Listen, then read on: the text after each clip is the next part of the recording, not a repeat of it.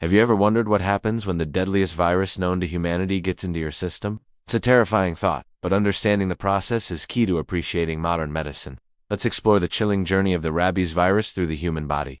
It all starts with exposure, usually a bite or scratch from an infected animal like a dog, bat, or raccoon. The virus enters your body through the wound and begins a stealthy invasion. At this stage, you wouldn't feel anything unusual. The virus is smart. It heads straight for your nervous system, using your nerve cells as a highway to its ultimate destination, your brain. This initial journey can take weeks, months, or even over a year, depending on where the bite occurred. The closer the bite is to your head, the shorter the trip.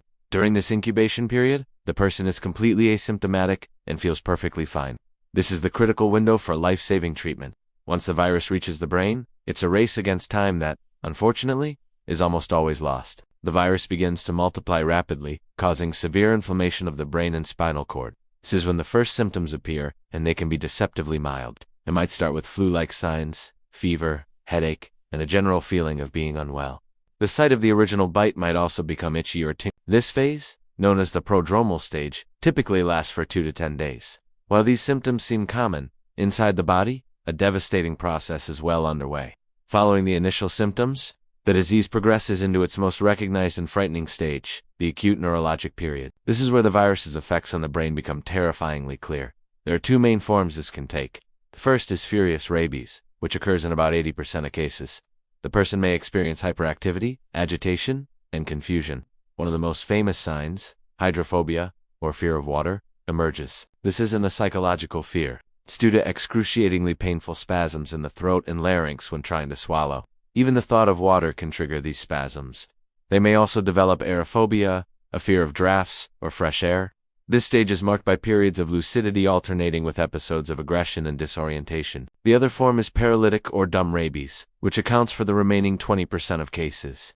This form is less dramatic but no less fatal. Instead of hyperactivity, muscles gradually become paralyzed, starting at the site of the bite or scratch. The person slowly slips into a coma. This progression is slower than furious rabies, but the outcome is the same. Regardless of the form, once these clinical signs appear, the disease is nearly always fatal.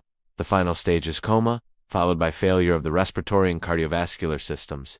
The story of rabies is a stark reminder of the power of viruses, but it's also a story of a major public health triumph. The key takeaway is this: rabies is almost 100% preventable with prompt medical care. If you are ever bitten or scratched by an animal that could have rabies, it is absolutely critical to wash the wound thoroughly with soap and water and seek medical attention immediately. A series of shots known as post-exposure prophylaxis, or PEP, can stop the virus in its tracks before it ever reaches the brain. It's just one of the best examples of how modern medicine can defeat what was once a certain death sentence.